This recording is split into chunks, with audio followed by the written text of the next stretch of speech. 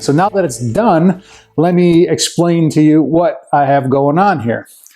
Now, the cabinet itself is solid walnut, and the doors are solid maple. So I did not want to have any door hardware or door pulls on the outside of it because of the scale, the size of the piece. So what I had to use is the Bloom tip-on, and what that allows me to do is simply press the door and then it will swing the door open. This is the Bloom tip-on, and it comes with a little metal strip, hope you can see that over here, that is self-adhesive. So it's magnetic, so when you slide the door closed, the magnet latches onto that metal strip, and then when you press the door, it keeps the door closed for you. Okay? Now, in order to use that Bloom tip-on, you have to use what is a free swinging hinge. And if you're familiar with the European style hinges, once that hinge cup gets to a certain point, it snaps into place to hold the door closed. There's a spring inside there that keeps that door closed for you. With the free swinging hinges, obviously that spring is not there. Okay? On each side of the cabinet, I have one adjustable shelf. And then in the middle, where the components are going to go, I have two adjustable shelves. I removed the two shelves in the middle to show you the little secret compartment that I have. I have obviously two panels. Each panel has a hole right here in the middle. And then on the back, each panel has 4 washers super glued onto it. Because on each strip on each side, there are 4 magnets countersunk into it. That way, the magnet holds these false panels up for me. And then I have my little secret compartment here in the back that's going to hold the power strip and hide all the cables and wires for me. In the back here, there's a pretty nice size diameter hole that I'm going to use to feed the cord for the power strip so it can plug into the outlet. And I also need to feed the coaxial cable wire up through that hole as well to the cable box. And then on the top, there's a small little hole that there will be a sound bar sitting up here. So I needed to have a hole on the top to feed that HDMI cable for the sound bar. Well, let me talk a little bit about the finish that I applied onto the entertainment center. I'm a big fan of boiled linseed oil.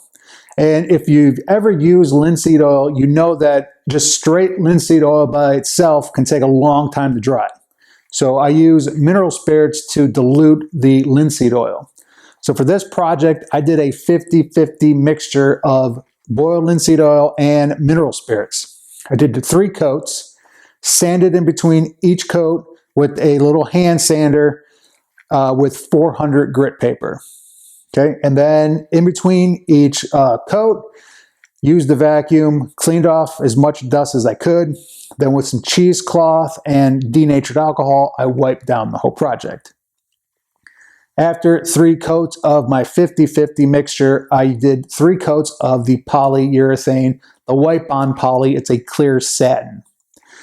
Used a cheesecloth to apply the wipe-on poly, and again, in between each coat, sanded it by hand with a 400 grit sandpaper, and then I would vacuum the project down, and then with cheesecloth and denatured alcohol, wipe the whole project down. Okay, so that is the finish. Those are the 3 things that I like using, and so I think it gave me a really nice clean, deep look, and it just really makes that walnut pop. And just to show you how much adding the linseed oil and the polyurethane to the wood changes the tone, this is the maple that I used for my door, and you could see that it really brings out a nice golden tone, and it brings out the brown in the grain itself. And then for the walnut, here is a piece of unfinished walnut.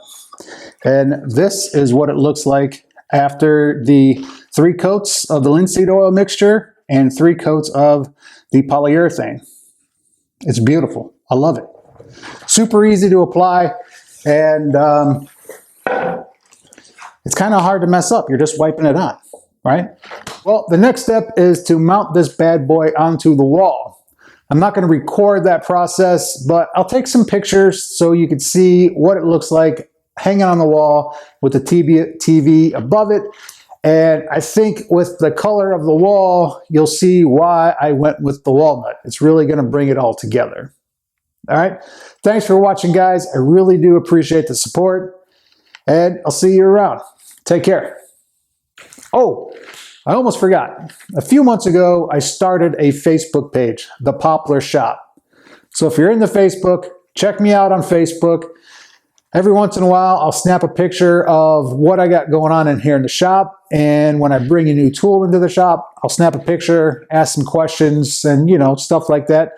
Trying to get into the social media thing. And so, yeah, check it out. The Poplar Shop on Facebook. All right, guys, I'll see you.